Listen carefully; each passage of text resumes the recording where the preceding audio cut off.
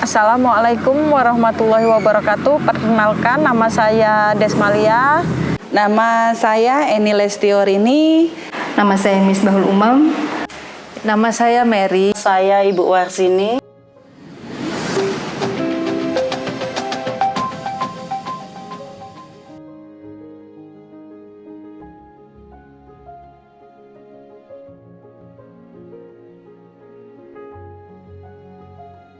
Saya memilih sebagai petani ini bisa bagi waktu sama keluarga, bisa sama anak gitu, kerjanya gitu. Kalau kerja lainnya sekarang nggak bisa, soalnya mikirnya di keluarga.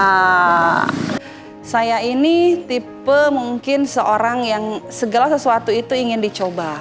Dan salah satu hobi saya adalah menanam mungkin ya dari dunia pertanian. Nah, awal saya ke pertanian itu karena hobi sih sebetulnya. Kalau kita melihat dari latar belakang saya, semuanya itu bertolak belakang. Dari studi saya sarjana ekonomi. Kemudian dari profesi saya adalah seorang perias pengantin. Dan hobi saya pertanian. Tapi semua saya jalani dengan penuh saya syukuri karena ini adalah salah satu anugerah yang Allah berikan kepada saya.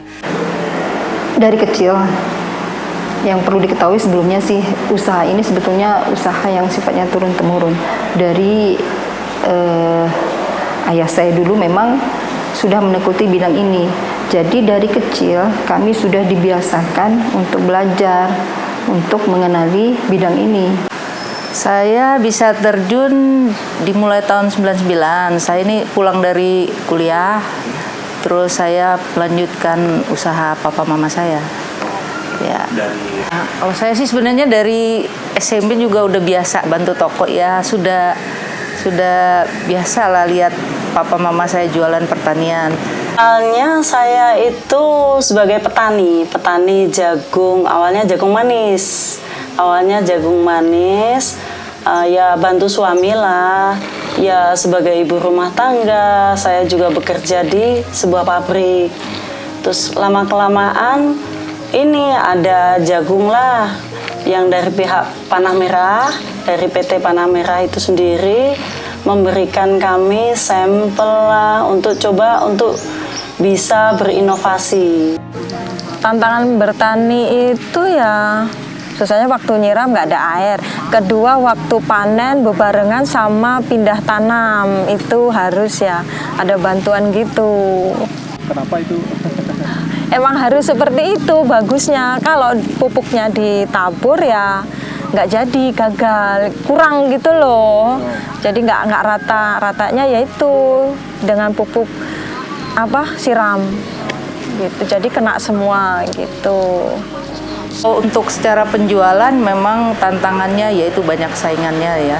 Ya kita juga harus bisa nyesuaiin diri juga ya. Dagangnya ya harga juga harus kompetitif, terus menyediakan barang yang berkualitas, murah, juga yang dicari oleh para petani. Orang bisa hidup, untuk meneruskan hidupnya itu berawal dari pertanian. Yang pertama sih sebetulnya gini, kita bergerak di bidang ini tentunya banyak yang kita temui, mulai dari kalangan petani, kemudian dari pengusaha, pedagang, sampai ke pejabat pemerintahan juga kita ketemu gitu loh. Jadi kita bisa sambil belajar bagaimana berkomunikasi, ya kan, belajar berkomunikasi dan mempelajari karakter orang-orang yang kita temui, gitu loh. Karena kan semua orang kan tentu dengan berbagai macam karakter ya. Disitulah tantangannya. Jadi kita bagaimana kita bisa bersikap dan masuk ke mereka. Kalau saya itu tadi awal-awalnya agak risih gimana kok kumpul dalam satu tim Panah Merah itu ya, diundang pertemuan para petani-petani. Kok saya sendiri ya yang jadi trader jagung ketan, perempuan sendiri, kayaknya itu kok aduh gimana. Tapi atas dasar itu dari pihak kayak Panah Merah itu yang pernah membantu kita, dia kasih support. Jangan kendor terus jalanlah. Pertama, kalau kita berhadapan dengan klien atau konsumen yang baru gitu kan, kita nyari alamat susah dan itu membutuhkan peranan laki-laki gitu biasanya. Kemudian yang kedua, ngangkut-ngangkut mungkin ya, yang berat-berat sayuran dari dalam greenhouse ini, kemudian ke luar itu membutuhkan tenaga ekstra. Dan itu biasanya saya menggunakan tenaga dari kaum pria atau laki-laki. Kalau rencana saya sih ya supaya pertanian ini lebih berkembang sih, kami melebarkan bisnis. Dia dengan cara itu kan pasar ada, jadi lebih menjangkau kios-kios di dalam, itu udah kita lakukan. Selain itu ya itu saya ada jual itulah secara online juga ada. Ya, yang bantu ya alat penyiraman, apalagi apa ya sekarang di faktor usia nggak kemungkinan ya kita harus mikul terus gitu, kendalanya seperti itu. Apalagi kalau tanaman ini penuh semua itu kemungkinan nggak mungkin pakai alat pikul lagi, harus dibantu pakai selang gitu kalau sudah besar tanamannya. Dan Ketua Komunitas Hidroponik Purwakarta, saya juga bergerak di bidang lingkungan. Salah satunya itu, tapi tetap pertanian sih, bidangnya yaitu adalah kelompok wanita tani. Kelompok wanita tani ini adalah kegiatan pertanian yang didomisili oleh para kaum wanita. Hampir 100% kami adalah anggotanya wanita, karena tujuannya adalah P2L, Pekarangan Pangan Lestari, dengan menitik beratkan kepada kemandirian pangan. Anggota kami 30 wanita ini, kami bergerak seluruhnya 100% kegiatan itu yang berat maupun yang ringan itu dilakukan oleh wanita. Dan yang lebih canggihnya lagi, kita itu mulai dari mengolah lahan, mulai dari menggarpuh lahan, kemudian membuat bedengan, kemudian mengolah tanah itu dengan media kompos maupun kohe, itu dilakukan oleh wanita. Sah-sah aja Mas, bagus menurut saya. Karena apa? Wanita lebih bisa masuk. Artinya untuk merangkul itu lebih cepat, gitu loh. Lebih bisa masuk, gitu loh. Tidak berbeda lah dengan laki-laki. Ada sifat wanita kan bisa lebih leluasa. Tahun ini harapan kita itu ada perluasan pemasaran, cuman jangan di Jabodetabek. Untuk wilayah, mungkin untuk wilayah Bandung, untuk wilayah Jawa Barat itu udah ada petaninya.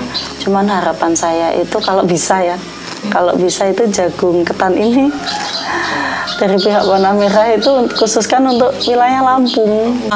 Kalau bisa ada pabrik tepungnya. Ada.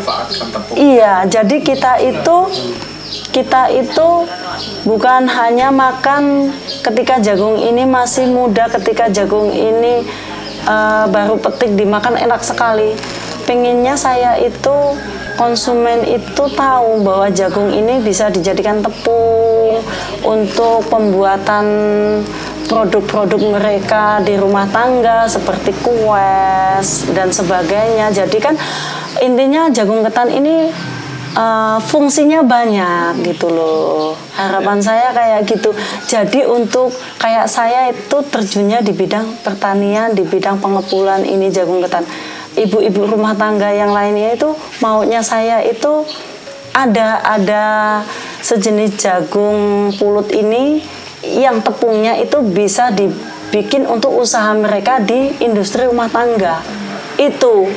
Jadi ibu-ibu itu bukan cuman di rumah ngurusin suami, ngurusin anak-anak, keluarga. Kalau bisa adalah pekerjaan. Kita sebagai seorang wanita, sebagai seorang Kartini, jangan berpangku tangan aja gitu loh. Ya sebagai wanita ya harus berani juga lah, saya rasa berani bersaing kok kita juga. Iya, ide-ide juga ya adalah pasti, ngobrol dari anak buah apa keluhan-keluhan nanti kita kasih solusi juga ada lah. memang ya bersaing lah Bu, ya, Iya. kita sama-sama gitu ya. Iya betul, walaupun lebih sedikit ya wanita yang bergerak di pertanian, tapi saya rasa bisa lah ya. Saya adalah wanita Indonesia itu harus lebih cerdas, lebih pintar, lebih inovatif. Di mana kalau kita sudah menjadi cerdas, kemudian sudah menjadi inovatif dan kreatif, itu akan memberikan contoh di lingkungan sekitar, minimal adalah lingkungan rumah. Walaupun kita sebagai wanita petani, kita jalani dengan ikhlas, syukuri apa adanya dengan pekerjaan kita, dibuat happy ending dengan pekerjaan sebagai petani. Selayaknya wanita selalu diberi kesempatan di mana saja dan untuk di bidang apapun. Sehingga dengan kesempatan yang diberikan, wanita bisa menunjukkan loh bagaimana dia bisa berbuat. Dan saya rasa sih sekarang karena sudah banyak wanita yang bekerja, kita bisa lihat hasilnya kok. Wanita juga bisa menunjukkan gitu loh betapa dia bisa melakukan hal yang sama dengan yang pria lakukan. Kalau bisa dari wanita. Kalau ini udah jadi tepung, tetap wanita yang berperan kan? Karena wanita yang mengolah. Nggak mungkin bapak-bapaknya yang mengolah kan? Nah, maksud saya itulah Kartini, jiwa Kartininya ada gitu loh. Kalau jagung manis nggak mungkin jadi tepung. Kalau jagung ini masih bisa gitu loh. Harapan saya ke situ. Petani wanita hebat. Sahibu, salam hijau Purwakarta, petani wanita hebat. Petani wanita hebat. Petani wanita hebat. Untuk wanita Indonesia, jangan pernah menyerah. Petani wanita hebat.